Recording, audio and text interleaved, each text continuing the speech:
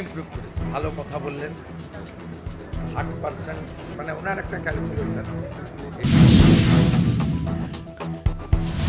কলকাতা হাইকোর্টের প্রাক্তন বিচারপতি এবং তমলুক লোকসভা কেন্দ্রের সাংসদ অভিজিৎ গঙ্গোপাধ্যায়ের শারীরিক অসুস্থতার কারণে কলকাতার একটি বেসরকারি হাসপাতালে চিকিৎসাধীন রয়েছেন।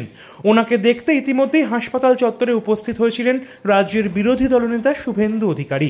তিনি পৌঁছে ওনার বর্তমান শারীরিক পরিস্থিতির খোঁজ নিয়ে পরম করুণাময় ঈশ্বরের কাছে ওনার দ্রুত আরোগ্য প্রার্থনা করলেন।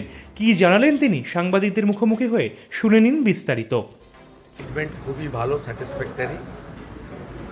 আর অভিজিৎবাবু নিজেও আমাকে বললেন যে তিনি 60% মানে ওনার একটা ক্যালকুলেশন যে উনি অনেকটা ইমপ্রুভ করেছেন, ভালো কথা বললেন। আর ওনার কিছু রোগ তো পার্মানেন্টলি আছে, ইনসুলিন নেন, সুগারের প্রবলেম তো আছেই। বাকিটা তো ডাক্তারবাবুরা দেখছেন। আজকে ওনার সিটি স্ক্যানও করবেন। ইতিমধ্যে প্রধানমন্ত্রীর দপ্তর থেকে ওনার স্বাস্থ্যের খোঁজ নেওয়া হয়েছে। আর ওম বিড়লা লোকসভার স্পিকার, তিনি ওনার ভাইপোর সঙ্গেও ফোনে কথা বলেছেন। আমরা পুরো নজর রেখেছি। আর ডাক্তারবাবুরা উডল্যান্ডসে যেভাবে সাপোর্ট দিচ্ছেন, ট্রিটমেন্ট দিচ্ছেন, বোর্ড বসিয়েছেন, পেশেন্টও হ্যাপি, পেশেন্ট বাড়ির লোকরাও হ্যাপি।